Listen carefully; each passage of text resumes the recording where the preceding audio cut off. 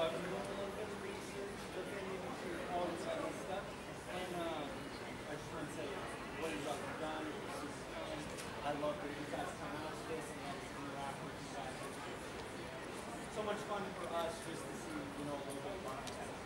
Do you have a mic? It might be working. Okay. As of right now. Do you want to share my mic? Come on over and share my mic. Sure. I'm into sharing. I like it. Okay. So,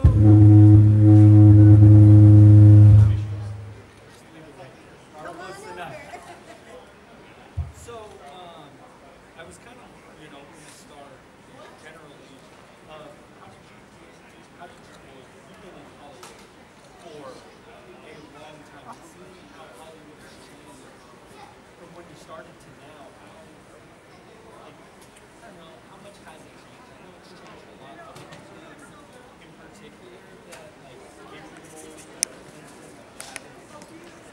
Well, hello. There I am. Hello, hello. Welcome. I did start when I was about 3 years old, and that was at the Mechlin Studios, and that is where they discovered Shirley Temple.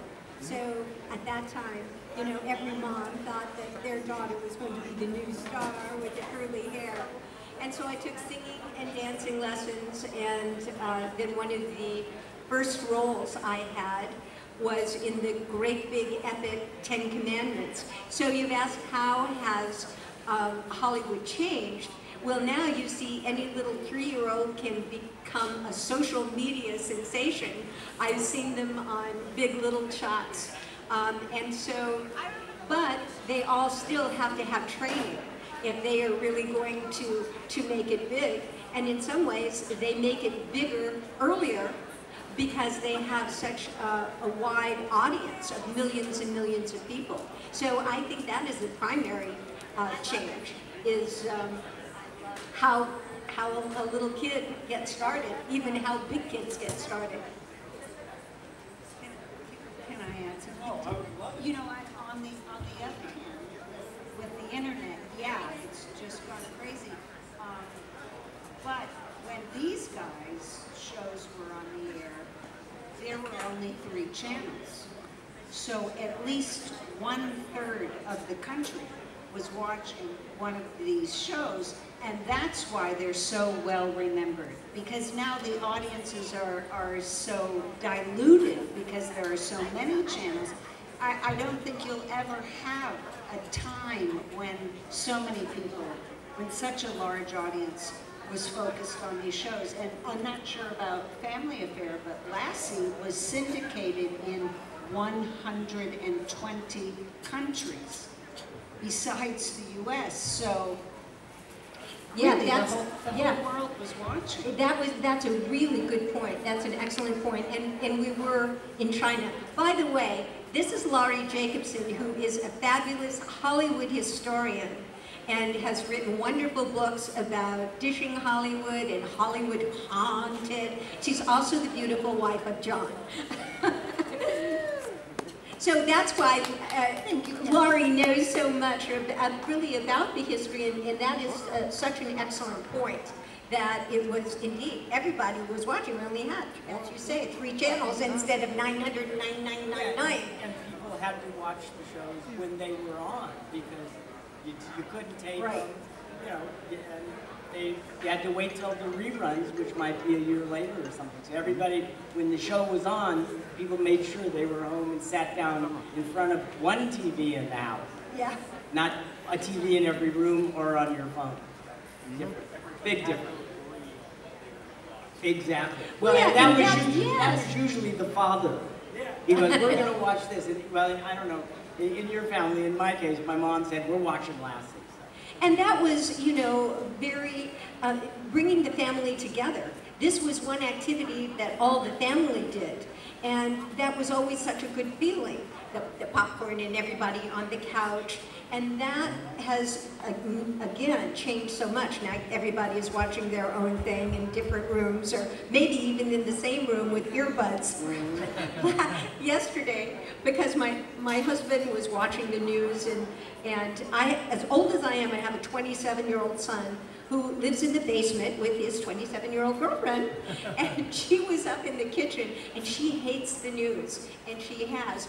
But for the first time last night, I saw her in the kitchen cooking. She really doesn't usually cook, but there she was dancing around, and I said, oh, what a happy person. She had earbuds, and she was listening to music, so she didn't have to listen to the news. Well, I have to say something.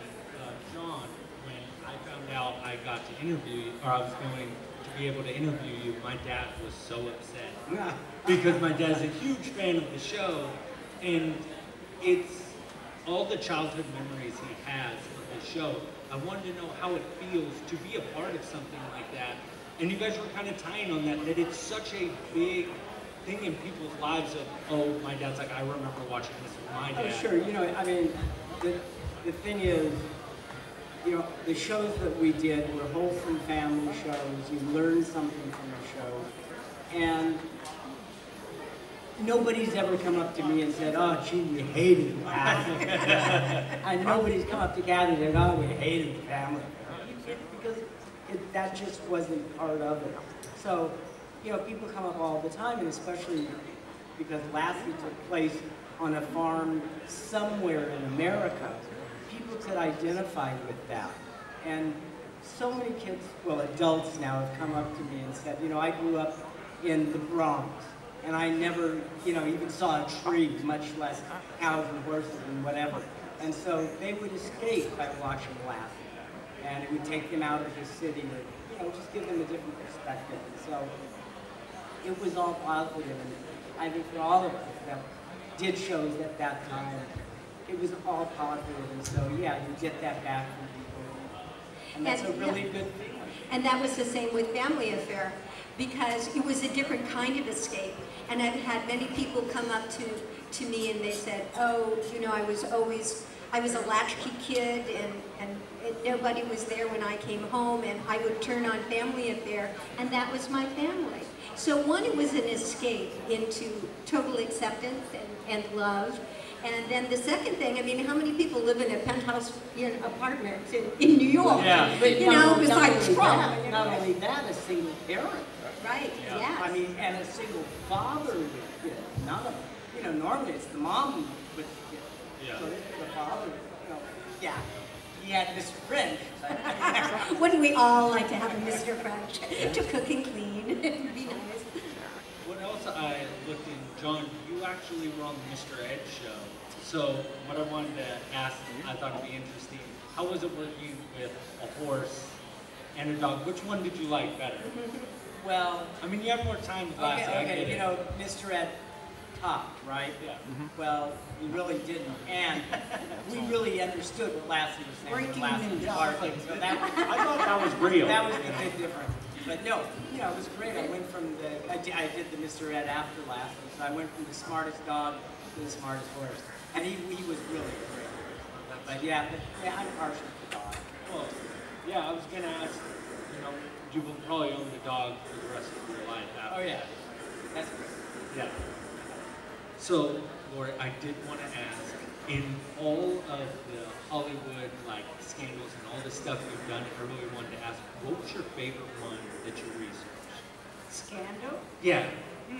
Well, Because I'm very intrigued by this, and I just thought it was a fun thing to ask. well,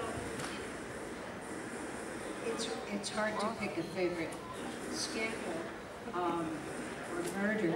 Yeah. But what I really learned was how much the rest of the country at that time, well, you know, was influenced by the scandals. Yeah. For example, there was a wonderful actress. She started in Silent Stream. Her name was Mary Astor, and she started out as an ingenue, and later she went to film noir. She had this big scandal, a big divorce, and it was the first time a husband sought custody of the child. He found a diary of hers, and apparently she had a pretty good time with a couple of guys, and she had her top 10 list.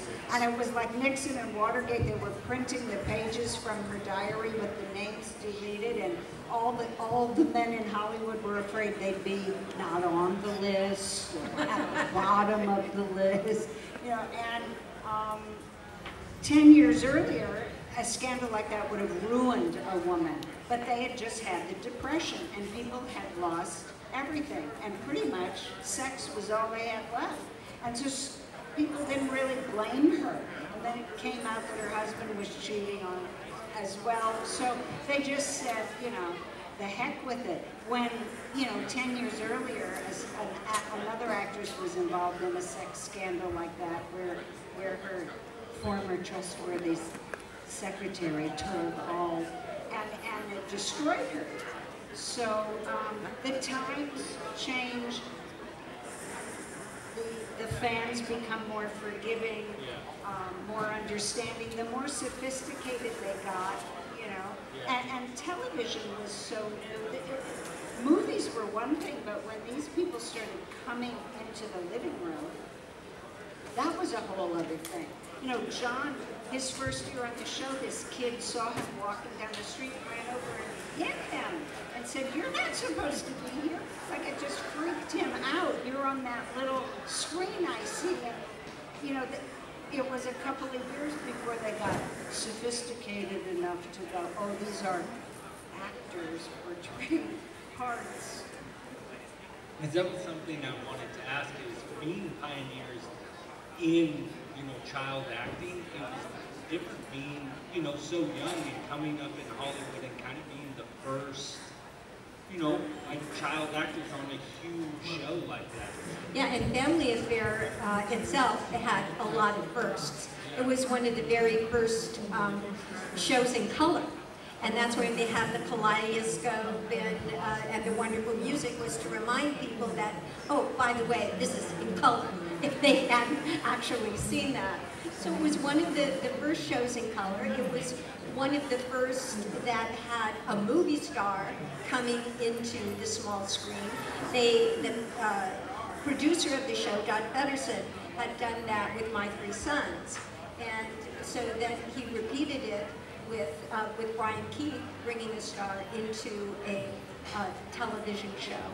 And also that it was one of the first that had a single fellow as the head of the household, Oh, yeah. which had not been done before. And so it was involved in a lot of firsts. Lastly, we were the last to go color. Yeah. One thing, I did 249 half-hour episodes and only 5 in color. Yeah. But, you know, yeah, we were starting, it was new, television was new. Yeah. And, people were really flying by the seat of their pants. When it went for so long, how long, you know, it went for, it's Well, rude. and that was another thing too. Our shooting schedule was much longer than what they are today because we filmed between, well, lastly we did between 36, 39 episodes a year, where now we do maybe 12, 15 maximum. Yeah. And they start out with 9, Yeah. just to see if they are going to get a good audience. Well, because it costs more, I think. And of course, also what has changed is just the way that the shows are disseminated. As you have alluded, they were all, you know, everybody watched that one TV in the living room. And now, you know, we have some projects right now, Netflix, Hulu, Amazon, you know, they have the YouTube channels. Anybody can make a TV show or some kind of an entertainment project and show it. So it's vastly, vastly different. And the reality shows that come through. And as you say, you know, it's much more divisive, and is that good or bad? That's a time for another debate.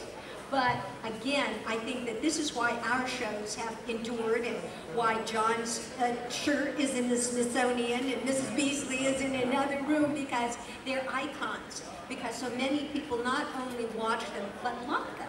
You know, and there's a place in their hearts for these shows.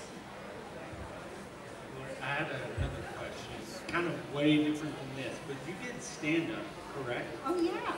Now, I've always wanted to do it. I've never had the courage of like doing an open mic night, but... Well, you guys are both sitting down. You got to stand up. That's true. How was that, like, kind of in that whole realm of, because it's totally different than other stuff you've done. Was it something you always just wanted to do? I moved to LA to be an actress. My forte was comedy, so I got involved in this comedy improv workshop, and there were a bunch of undiscovered talent there. Some guy named Robin Williams, and John LaRoquette, and John Ritter, and Scotty Baio, and you know, we were all just working out. It was the safe place where you could make mistakes and stuff.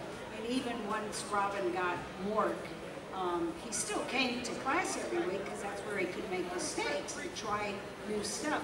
But, you know, so it was all comedy improv, and a lot of people came from stand-up.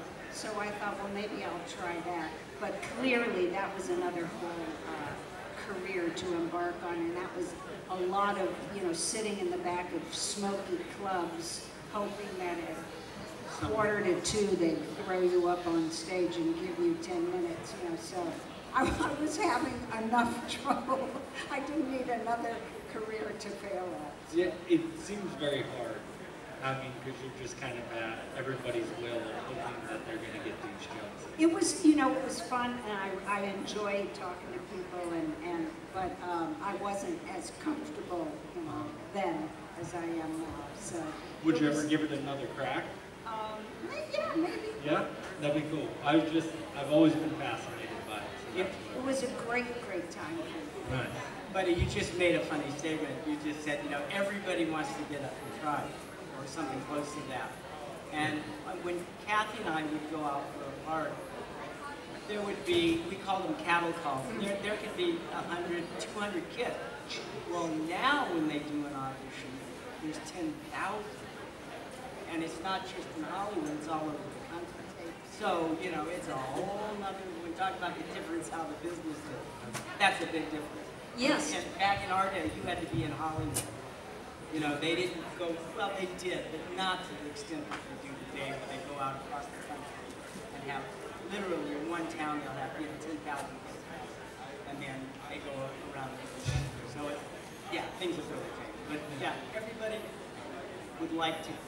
Everybody wants to try that. You know, that's the lure of it. Oh, yeah. And technology has made it more possible for more people to get into the industry, but that is keeping up along with the need for content, because they need a lot of shows and they need people to fill it.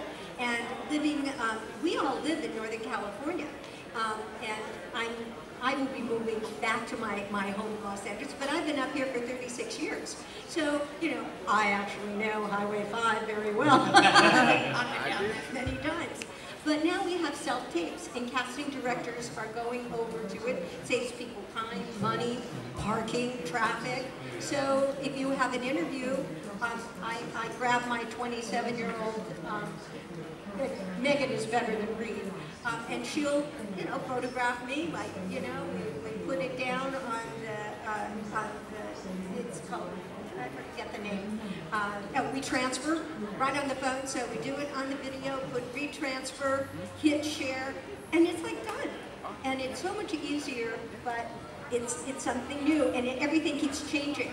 So you have to be aware of, oh, should I be on Instagram now, Twitter, Facebook now? Both Twitter and Facebook just tanked yesterday, you know, in the stock, and people aren't doing that as much. So what's the next thing going to be? Was it Snapchat, or is it Tree Limb, or, you know, you don't know. Yeah. How was it doing voice acting? You know, with the comic book kind of culture, and it wasn't as popular as it is now. And now seeing where it is, and you were like another like pioneer in something like that. How does that feel to be, you know, in the beginning of all of that? It was great. And actually, one of the animated series I did was Spider-Man and His Amazing Friends. Now, the historical point on this was that that was the first time that Stan Lee had created characters specifically for a cartoon show.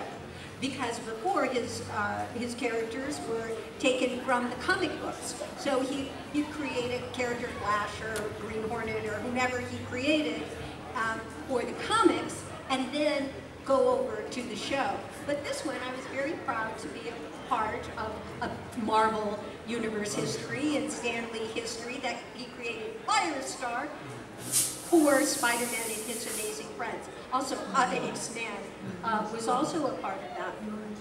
Yeah, I just thought that was so cool of being in the beginning of all that, because even when I was a young kid, I never thought that it would be as big as it is now, and it's just really fun to see all of this, you know, that there's cons everywhere, and that we can have you guys out and interview you guys.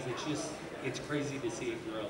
Well, it's so funny when they had radio, and John and I go and we do old-time radio shows, because we actually did radio, and they said, uh-oh, TV, that awful little box is going, nobody is going to listen to radio anymore. Well, that's a fallacy, because that endures, and the voiceovers will always endure.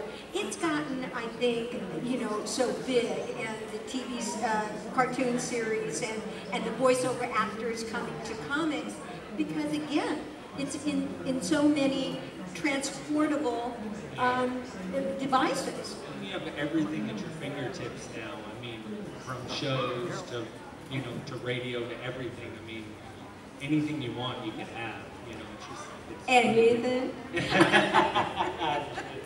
So going from acting to voice acting, how was that? Like, it's gotta. I've never acted. I'm not saying that, but you don't have to get dressed up.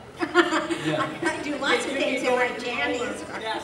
Because I would feel it would be harder, because there's nothing in front of you, like, you know, to kind of go for it. You're just having to get it out there and really get your expression, you know, out through your voice. I teach voiceover in San Francisco at Voice One Studios, and so I teach ADR and looping and audiobook, but I teach how to create characters, and we are voice actors, and so you really do have to know how to act. It isn't just Kathy Garver. Hutchie. No, I mean, anybody can read words. It's animating the words, which is to bring to life, to bring those words off of a piece of paper. And in order to do that, you have to act. You have to do just a simple who, what, why, where, when. You put yourself in that situation. Who am I? I'm John Provost. Where am I? I'm at the Comic-Con. When is this? 11:40. What am I doing? I'm entertaining, I'm inspiring. I'm John Provost. So, you know, and you're talking to somebody. You imagine, you think there's nobody in front of you. You visualize who you're talking to. Or you take a certain person, you say, hi, I'm Kathy Garver, you know, or I'm Laurie Jacobson.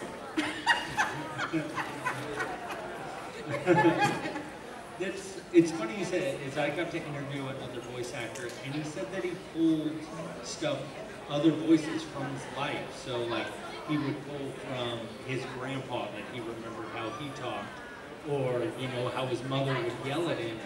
And he told everybody, he's like, you have to stop and listen.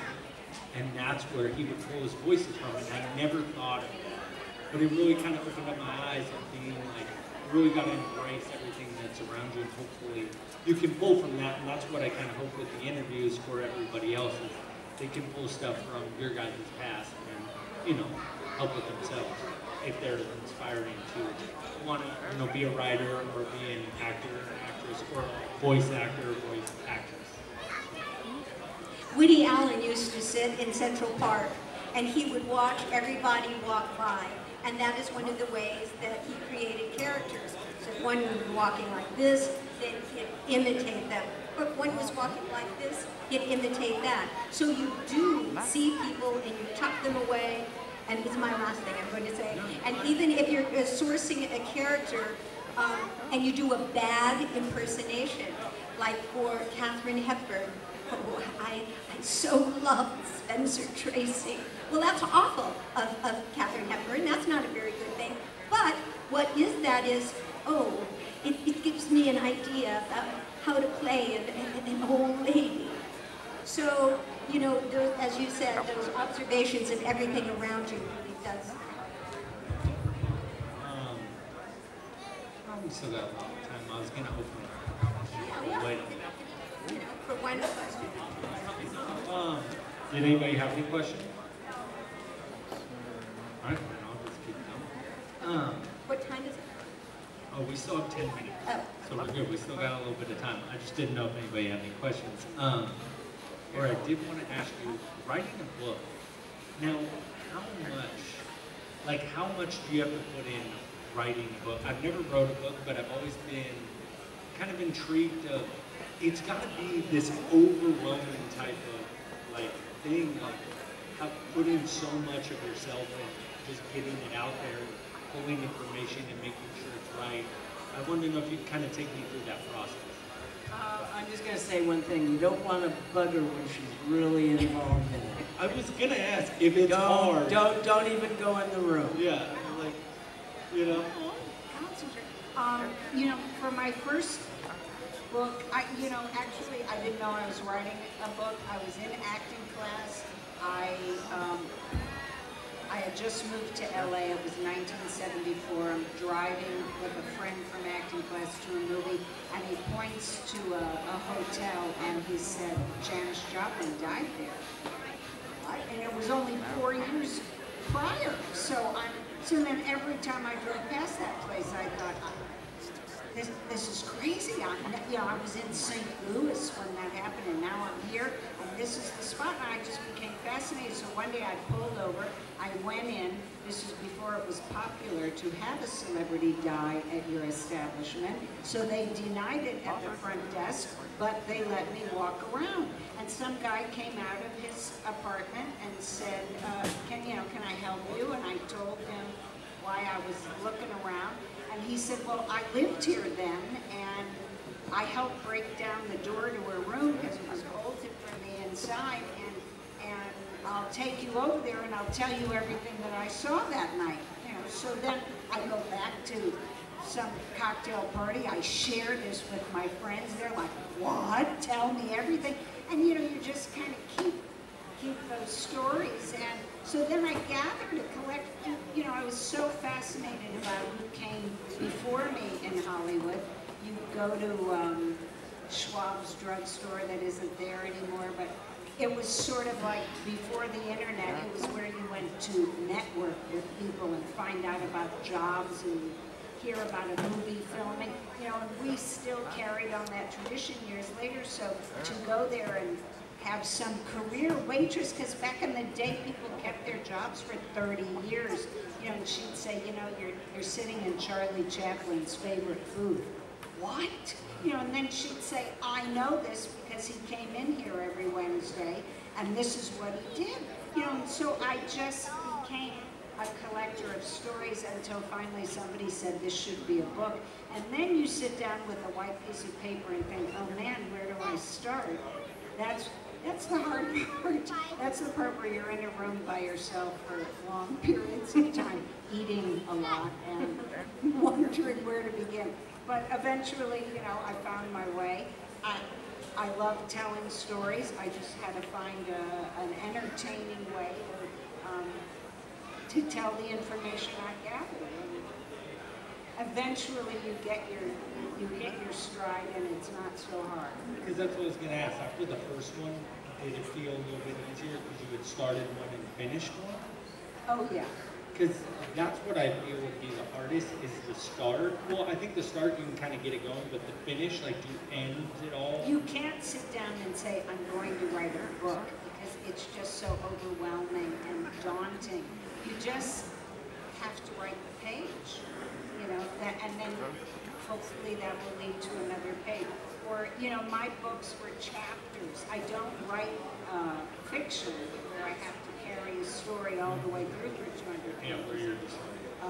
But these people's stories were so great, you just couldn't make it right. So I've written 3 books, and I thought, like Laurie, when you first started, I said, how am I ever going to get through this?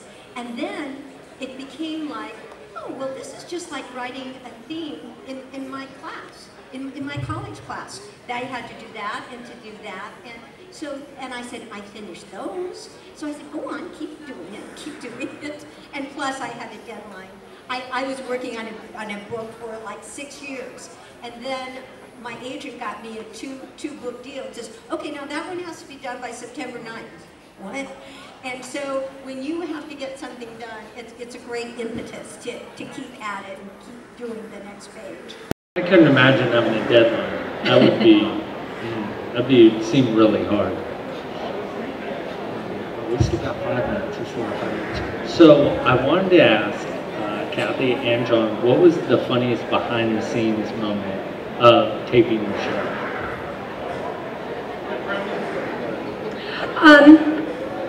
Well, there were some pranksters on the set, and one of them was the assistant director, John Gaudioso. It's an Italian, and had a cigar, and you wouldn't think that he'd be, you know, playing all these jokes on these cute little kids. But there was one, there was one scene in Family Affair, and Uncle Bill wanted his slippers, and they were underneath the bed. And so I was supposed to go under the bed and get the slippers, retrieve them, and hand them forth. So it came to the times, where's my slippers? Oh, Uncle Bill, I'll look under the bed. And I went for the slippers, and I pulled, and they wouldn't come. I said, oh, I guess they're not here, because John Gaudioso had nailed them to the floor. No way. So that was a prankster. Okay. You know, Lassie, the character, the dog was a female dog, but every Lassie was played by a male, and the males were intact males. Well, collies have long hair, so it's not an issue. Well, one of the dogs got a skin condition, and he lost his hair around his private parts. So you could tell now it's a male and not a female. So they went to the makeup man and said, can you do something? And he goes, I can't do that. And so they called Max Factor. You heard Max Factor, you know, and makeup. And Max Factor made a wig. Are you serious? That they glued on Lassie's private parts until his hair grew back. That's super funny. And that's Hollywood. Yeah. I was about to say that. So even though it's family, June Lockhart, who starred as John's mom on Lassie, she told John when he was older, they had a little song they sang on the set around Christmas. Deck the halls with boughs of holly, hide the balls on that old collie. Do we have any questions from the audience? Well, that's all the time we have. Thank you guys so much. Thank you. Yeah. Thanks for coming, guys. Thank you. Come by the table, we can chat more. Yeah, come see all our stuff.